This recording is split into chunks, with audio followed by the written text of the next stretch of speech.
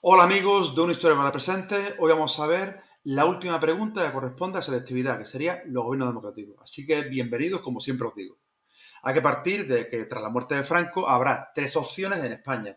Una será el continuismo, representado por los partidarios del búnker, como Girón de Velasco, Arrese. Por otro lado, gente del mismo régimen, del franquismo, que querían una apertura, querían ser reformistas, querían cambiar el sistema desde dentro y llegar hasta una democracia liberal, como tenemos los casos de Fraga y de Suárez, evidentemente. Y por último, los rupturistas, que partían de las plataformas contrarias, la oposición al franquismo, lideradas tanto por el Partido Socialista como el Partido Comunista. Tengo que decir que en este vídeo vamos a centrarnos en los gobiernos democráticos, por tanto, el periodo de transición no lo veremos, simplemente comentaré un par de cosillas. Y recordad que tengo un vídeo dedicado a ello, la transición española. En definitiva, tenemos a Suárez en el poder, que será nombrado en el verano de 1976 por el rey y emprenderá su gobierno una serie de medidas para provocar la transición a la democracia en España. Como tenemos esas diferentes leyes, así que os invito a que veáis ese vídeo. Así que debido a estos resultados en las elecciones de junio de 1977, la Cámara elaborará una constitución con los llamados siete padres, los siete redactores de esa constitución. Eran tres de la UCD, dos del PSOE, uno del Partido Comunista y uno de los catalanes, las fuerzas catalanas. Aquí podemos ver los diferentes gobiernos que hay en España, encabezados por la UCD, el Partido Socialista y el Partido Popular, que gobernarán España en unos periodos de tiempo. Por ejemplo, la UCD estará hasta el 82, en la elección en la que ganan los socialistas del 82 al 96, después el Partido Popular hasta el 2004, el PSOE gana el 2004 hasta el 2011, el PP 2011-2018 y 2018 hasta ahora estará el Partido Socialista, debido a una moción de censura y después unas posteriores elecciones. En las elecciones de 1979 gana la UCD con mayoría relativa, no mayoría simple, no mayoría absoluta, pero puede formar gobierno y seguir Suárez en la presidencia. El declive de la UCD ocurrirá ya en el año 1969, porque las elecciones municipales supusieron una pérdida de poder de gran cantidad de alcaldías en España. Al año siguiente, en el 80, se dan las elecciones autonómicas en España, también con un varapalo en diferentes comunidades, porque tanto los nacionalistas como los socialistas consiguen hacerse con esas comunidades autónomas, las cuales podían ser importantes para el desarrollo de una política por parte del partido de Suárez. Algo importante que hay que mencionar sería la división interna dentro de la UCD entre las ramas socialdemócrata, liberal y democristiana. Esta última se negó a la aprobación de la ley del aborto, por tanto ya empieza a haber fisuras dentro del partido de gobierno. Debido a la presión tanto de la izquierda como de la derecha, Suárez dimite. Por tanto, se investirá a otro candidato, que sería Calvo Sotelo, el cual el día 23 de febrero de 1961 sufrirá un golpe de Estado por parte de Tejero, la Guardia Civil y algunos militares. Un golpe de Estado frustrado por la intervención del rey, aunque un día más tarde de lo que se hubiese esperado. Con la UCD, España entra en la OTAN, aunque el Partido Socialista se oponía. Una vez que este partido tiene el poder en España en el 82, pues ya a la campaña será partidario de el sí, con esa incitación al voto del sí en el referéndum del 86. Aquí vemos cómo este partido político cambia cuando está en la oposición a cuando está en el gobierno. En 1982, en octubre, se da un vuelco electoral en España con una mayoría absoluta totalmente del Partido Socialista, con esos 202 escaños, lo cual le propiciará gobernar de una forma plácida y llevar a cabo sus medidas. En la foto superior vemos a Suárez con Boyer, el ministro de Economía. La política española tendió hacia unas medidas económicas bastante liberales, con una flexibilización de mercado laboral, que termina con una reducción de los puestos de trabajo, crisis económica, aumento del desempleo y reconversión industrial, como aparece en la imagen de abajo. Y esta reconversión industrial fue fundamental para la entrada de España en la Unión Europea, en la Comunidad Económica Europea en el 1966. ¿Por qué? Porque así dejábamos de ser competitivos a los países fuertes de la Unión Europea, como Francia, Alemania e Inglaterra. Esta reconversión industrial provoca que nuestro tejido productivo industrial se vea reducido bastante, España se convierta en un país perceptor de ayuda y sobre todo se vuelque al desarrollo del turismo. Por tanto, cambiamos unos trabajos estables, una producción, cambiamos el hecho de poder producir y exportar nuestros productos a ser un país con una balanza comercial deficitaria, la cual tendríamos más importaciones que exportaciones. Referéndum para la permanencia de España en la OTAN en 1966. Ganan sí, por poco, pero sobre todo se da una fuerte abstención. Así que España permanece en la OTAN, como hoy en día, debido a ese apoyo del Partido Socialista que antes se negaba a, dicha alianza militar. Y debido a esta reconversión industrial tendremos un fuerte aumento del paro, que se ve en esta tabla, paro que llega a ser estructural, con unas tasas entre el 15 y el 25%, y sobre todo en los años 85-88, tasas del 20% hacia arriba de paro. En 1996 habrá un vuelco político en España con la victoria del Partido Popular, el partido de centro-derecha, y esta victoria fue en mayoría relativa, no mayoría absoluta, y tendió alianzas y puentes con los partidos de la derecha nacionalista, tanto el Partido Nacionalista Vasco como Convergencia y Unión.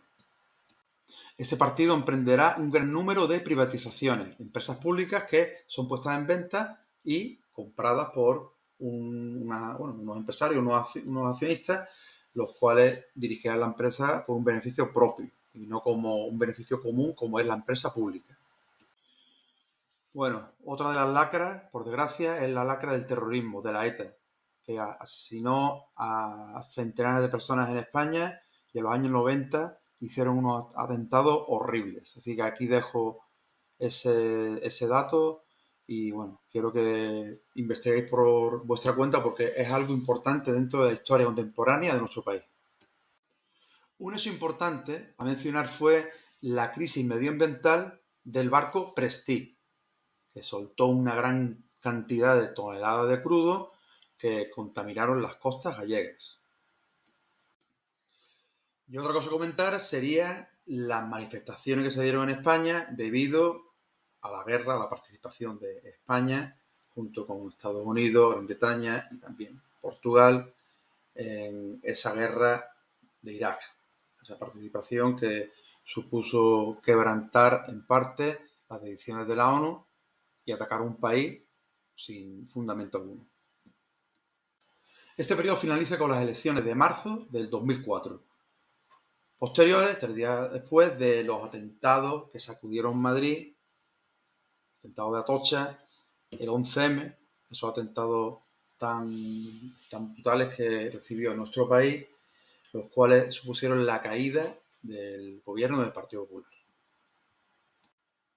En dichas elecciones se da un vuelco electoral en el cual el Partido Socialista las gana, no con mayoría absoluta, pero sí podía apoyarse en otras fuerzas parlamentarias nacionalistas y de izquierda, con las cuales llevó una política de gobierno hasta el 2011.